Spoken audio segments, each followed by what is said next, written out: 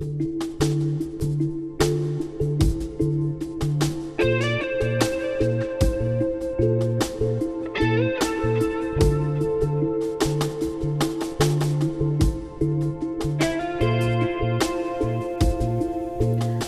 is our peacock feather, and we're going to be working on this piece, and we're going to be using a lot of metallic colors in this piece because it is a peacock. We want to kind of give it that sparkly feeling or iridescent feeling that the peacock feathers have. And I also did earrings with this piece as well, and just kind of centered them how they would be and just ran them off. So we're going to work on our peacock feather.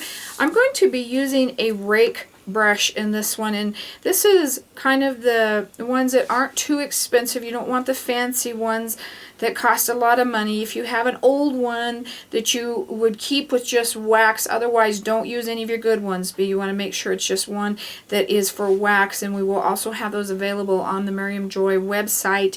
If you don't see them, email me.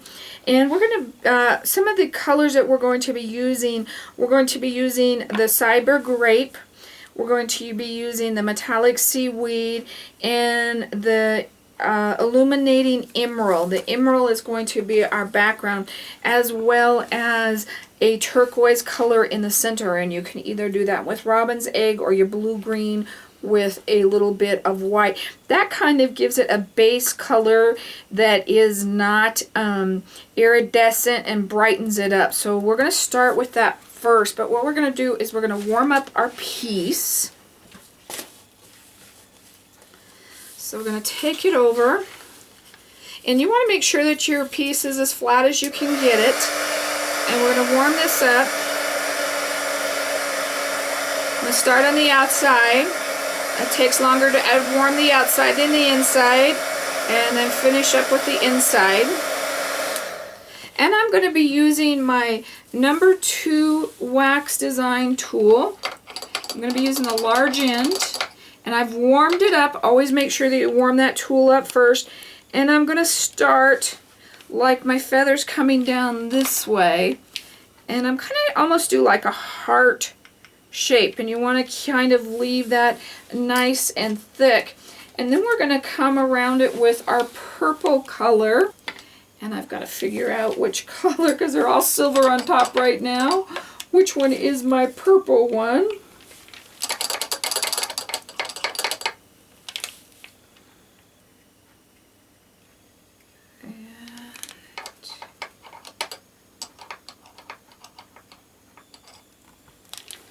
Going to bring that just around the outside of that.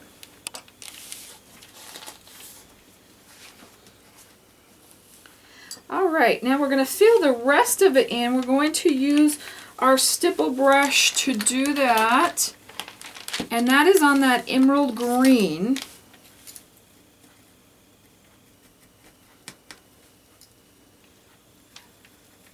And it's kind of almost a turquoise looking metallic color.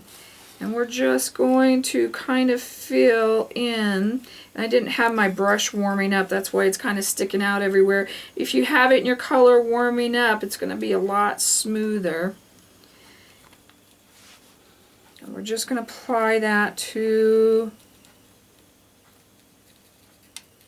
the rest of our gorge shard. Alright. I'm going to just smooth this out just a tad. It doesn't need much.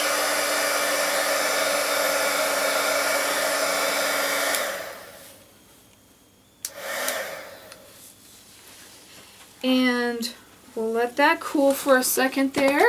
And I'm going to put my rake into my colors, and we're just going to start working our colors around a bit. And I'm going to start with my gold, and my gold I'm going to kind of pull it down, and then the other colors I'm going to pull them the other direction.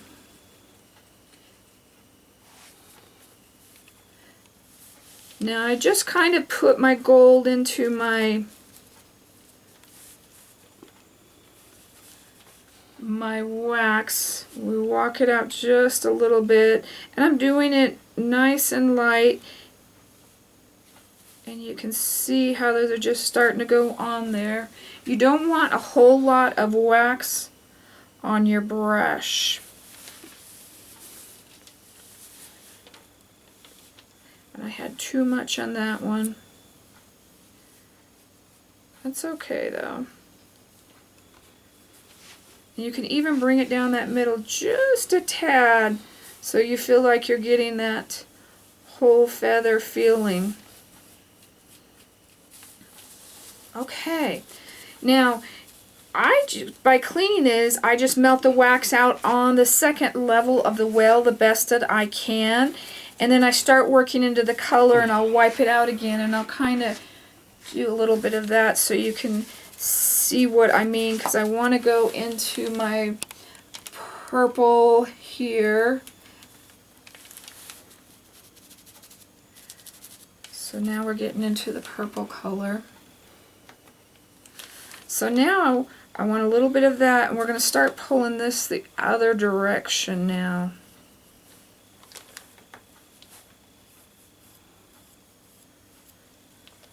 And you can see I'm not pushing very hard on this at all.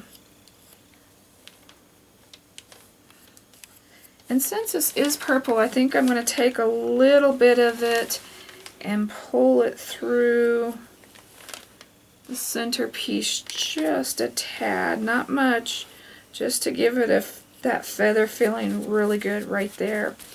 Now again, I'm going to do the same, and I'm going to do it with that blue color that we talked about, the metallic kind of bluish color. Working that purple out now.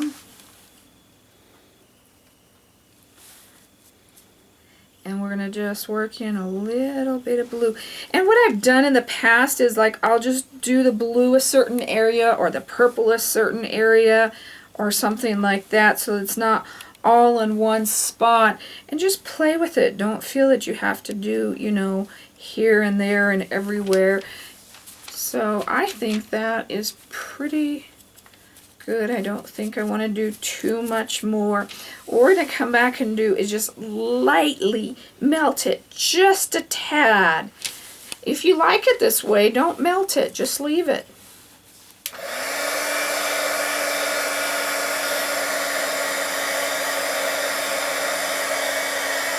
We're starting on our outsides again, and we're just what we're doing is kind of just blending all of our colors together just a little bit, not much. There, we don't want to go any further than that. I'm going to bring that back out to the table here and set it down, because then you'll start to lose your definition of your feathers and everything, and that is a nice definition. And like I said, if you don't like it this way, you liked it the way before you heated it, then don't heat it again. That's just fine. So we're going to let this cool off for just a couple of minutes, and we're going to come back and we're going to put our finish on top.